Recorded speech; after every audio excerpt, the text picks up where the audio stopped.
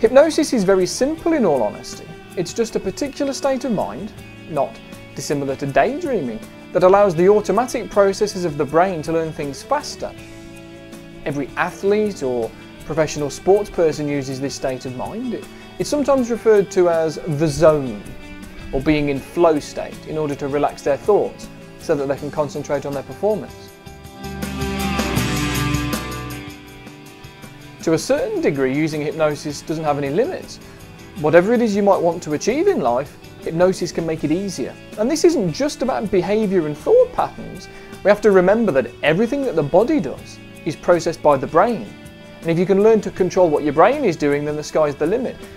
The most successful things we can do with hypnosis, though, is probably learning to overcome anxiety and break bad habits, that sort of thing. But even issues like irritable bowel syndrome and bladder control can have amazing success. Well, there are two processes that run in the brain: conscious thoughts and unconscious thoughts. The conscious thoughts are the ones that we're always aware of, like, oh, do I need any milk? Oh, I forgot to pay the gas bill. Thoughts.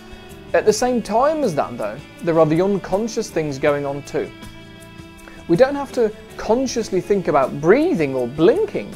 If we did, life would be very hard. So we've evolved over hundreds of thousands of years and developed the ability to do things without thinking about them.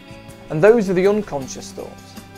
Firstly, the things we were born knowing how to do, such as breathing, and also the things that we've learned how to do, such as walking, talking, driving, smoking.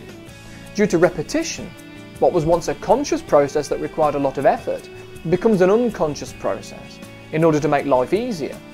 Unfortunately, if what we've repeated is something we don't want to do anymore, it can be very hard to get the unconscious processes of the brain to let go of what it feels is an instinct that we're born with. And that's where hypnosis comes in. Hypnosis gives the client easier access to the part of that brain. And so by imagining something in hypnosis, it has the same effect as having done it for real 100 times, hence why we have such success with issues like smoking and nail biting, as well as public speaking and panic attacks. We can retrain that automatic functioning of the brain into reacting as if the old behaviour was some years ago.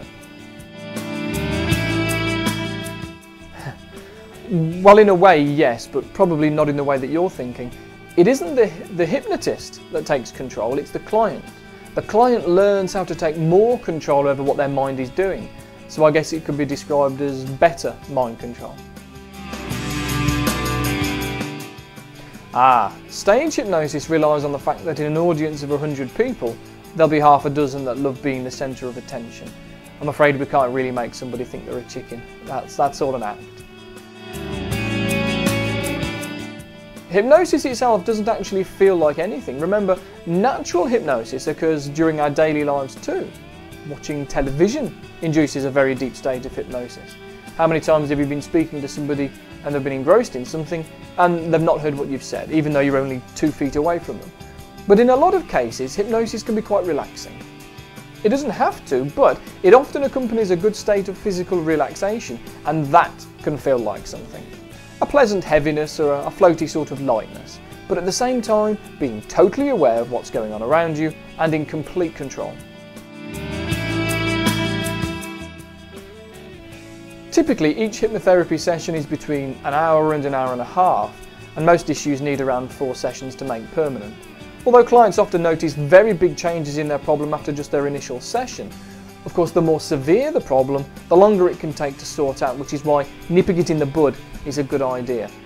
Simpler issues like smoking, though, are usually just 1 extra long session.